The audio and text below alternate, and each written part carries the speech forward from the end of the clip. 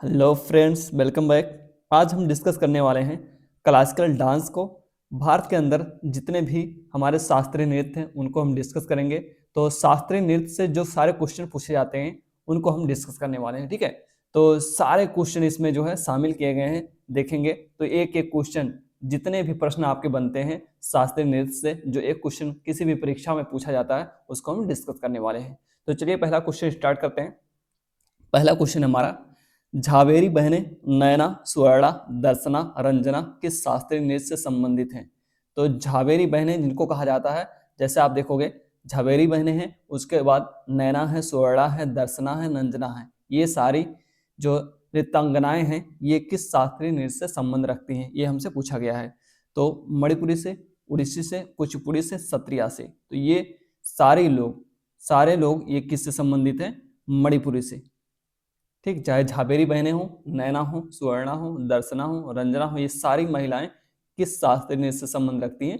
मणिपुर से संबंध रखती हैं। बाकी इनके अलावा आप देखोगे तो बिंबावती देवी और कलावती देवी, बिंबावती और कलावती, ये दोनों लोग भी जो है मणिपुरी शास्त्रीय नृत्य से संबंध रखती हैं। इसी के नृत्यांगनाएं हैं दोनों लोग, बिंबावती और कलावती देवी। ठीक है, नेक्स्ट क्वेश्चन है, संभग, अभंग, तिरभंग किस शास्त्रीय नृत्य के रूप हैं? तो संभग और अभंग और तिरभंग, ये जो शास्त्रीय नृत्य के रूप हैं, किस शास्त्रीय नृत्य के रूप हैं, ये हमसे पूछा गया है। मोहिनी अट्टम, भरतनाट्यम, कथक और सत्रिया नृत्य। तो ये जो संभंग, अभंग और तिरभंग, ये तीन मुद्राएं होती हैं शास्त्रीय नृत्य की, और इनका संबंध जो है भरतनाट्यम से। ये तीनों मुद्राएं किससे संबंधित हैं या किससे संबंध रखती हैं? तीनों मुद्राएं, चाहे संभग हो, आपका अभंग हो, तिरभंग हो, तो ये भरतनाट्यम से संबंध रखती हैं तीनों मुद्राएं। ये मुद्रा होती हैं, जब भरतनाट्यम किया जाता है तो नृत्य करते वक्त ये तीन प्रकार की मुद्राएं होती हैं, और इन मुद्राओं का संबंध जो है भरतनाट्यम से। चलिए नेक्स्ट क्वेश्चन है, किस नृत्य शैली को गरीबों की कथकली कहा जाता है? किस नृत्य शैली को गरीबों की कथकली कहते हैं? मोहिनी अट्टम को, कृष्ण अट्टम को, चक्कार कुंतु को, या ओटन तुल्लू को? तो जिसको गरीबों की कथकली कहा जाता है वो कौन सा शास्त्रीय नृत्य है? तो आप देखोगे ओटन तुल्लू को गरीबों की कथकली कहा जाता है। ओटन तुल्लू को गरीबों की कथकली कहते हैं। वैसे आप जानते हैं कथकली केरल का जो है शास्त्रीय नृत्य, कहाँ का? केरल का। ठीक, तो केरल का शास्त्रीय नृत्य कथकली है, और इसका दूसरा रूप जो है ओटन तुल्लू है, और ओटन तुल्लू को गरीबों की कथकली कहते हैं। नेक्स्ट है,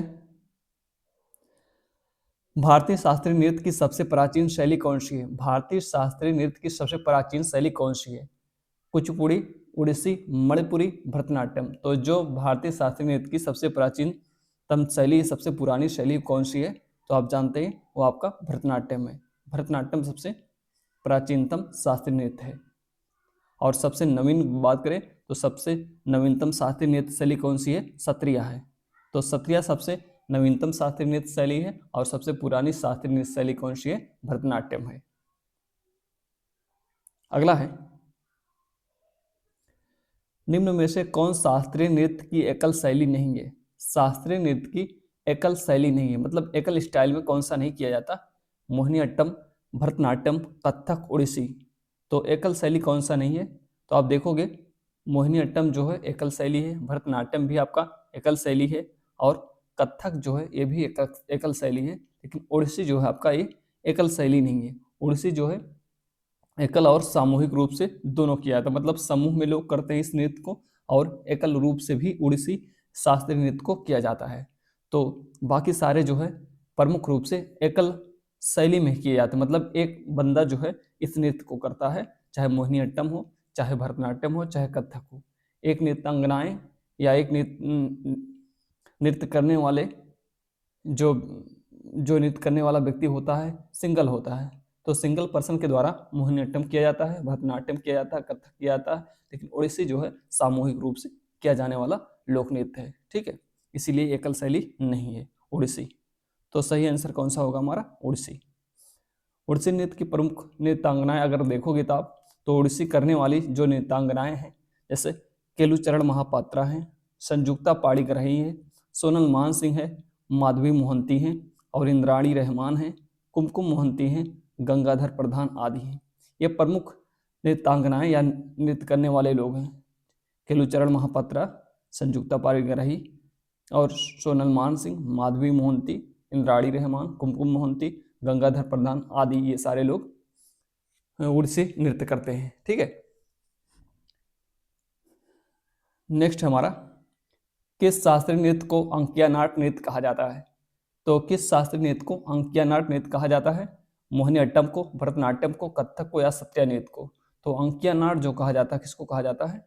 अंकिया नाट ये कथक को कहा जाता है। किसको कहा जाता है? कथक को, सॉरी सत्रिया नृत्य को कहते हैं। अंकिया नाट जो कहा जाता है, किसको कहा जाता है?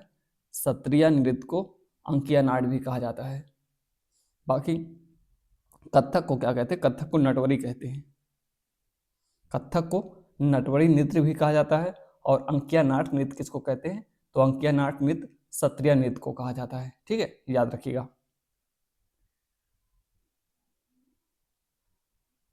नेक्स्ट है, भारतीय शास्त्रीय नृत्य की सबसे प्राचीन शैली कौन सी है? तो भारतीय शास्त्रीय नृत्य की सबसे प्राचीन शैली कौन सी है? कुचिपुड़ी, ओडिसी, मणिपुरी, भरतनाट्यम। तो सबसे प्राचीन शैली आपको पता होगा, सबसे प्राचीन शैली कौन सी है? भरतनाट्यम सबसे प्राचीन शैली है। ठीक है, और सबसे नवीनतम शैली आपकी सत्रिया है।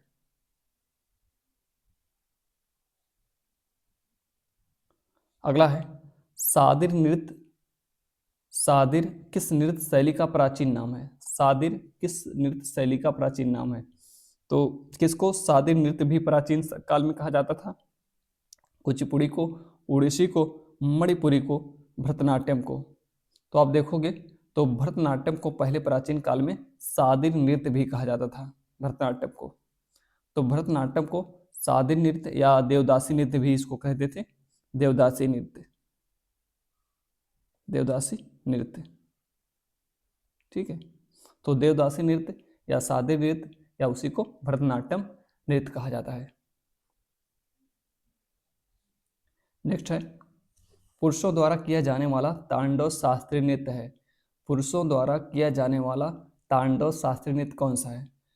मणिपुरी, ओडिसी, कुचिपुड़ी, कथकली। तो आप देखोगे पुरुषों द्वारा जो नृत्य किया जाता है तांडव नृत्य, वो कौन सा शास्त्रीय नृत्य तांडव नृत्य कहलाता है? तो कथकली। कथकली जो है आपका तांडव नृत्य है, पुरुषों द्वारा किया जाता है और ये तांडव नृत्य है, इसे तांडव नृत्य कहा जाता है। कथकली को जो है तांडव नृत्य कहा जाता है। तो कथकली के दो रूप है, एक कृष्णाट्टम है, एक रामाट्टम है। ठीक है, तो कथकली के दो रूप कौन कौन से? कृष्णाट्टम है और रामाट्टम। रामाट्टम और कृष्णाट्टम ये कथकली के ही दो भाग हैं। ठीक है, ये तांडव शैली का नृत्य है कथकली आपका। भावना रेड्डी, यामिनी रेड्डी, कौशल्या रेड्डी, राजा राधा रेड्डी का संबंध किस शास्त्रीय नृत्य से है?